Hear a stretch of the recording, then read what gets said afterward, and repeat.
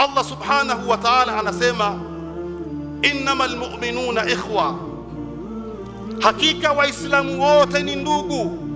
Fa aslihu baina akhawaykum, basi suluhisheni kati ya ndugu wenu. Allah subhanahu wa ta'ala amejalia imani hii kutufanya sisi wote tuwe ndugu. Lakini undugu huu unajengwa na nini?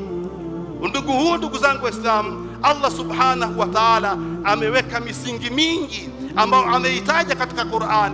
Kama misingi hiyo tutaifata, kama tabia hizo tutazifata, kama mwenendo huo tutaufuata, basi tutakuwa na sisi angalau tunasogea kama alivyowasifu masahaba radhiallahu anhum. Ya ayyuhalladhina amanu jtanibu kathiran min adh-dhanni, enyi mlioamini jiepusheni na wingi wa kudhaniana dhana mbaya. Inna ba'da adh-dhanni ithmun, kwani baadhi ya dhani, kudhaniana dhana mbaya ni madhambi. Akasema tena wala tajassasu wala yaktab ba'dukum ba'dha ayuhibbu ahadukum an ya'kula lahma akhihi maitan. Anasema msipelelezane wala msisengenyane nyie kwa nyinyi.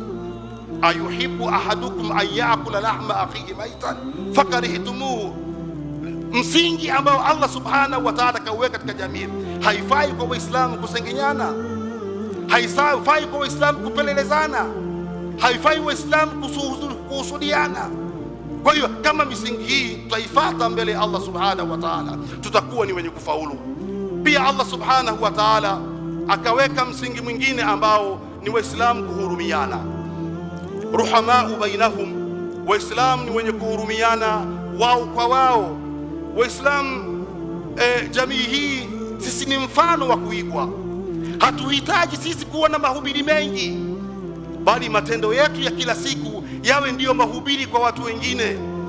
Mtume sallallahu alaihi wasallam kwa misingi yake iliyokuwa imara na tabia yake iliyokuwa nzuri, aliweza kuwavuta Waislamu wengi katika Uislamu, sio kwa kuwahubiria, bali kwa matendo ambayo waliyaona kwa Rasulullah sallallahu alaihi wasallam. Msingi huu ukikamatwa barabara, tutakuwa ni umma ambao umetakasika, umma ulioendelea.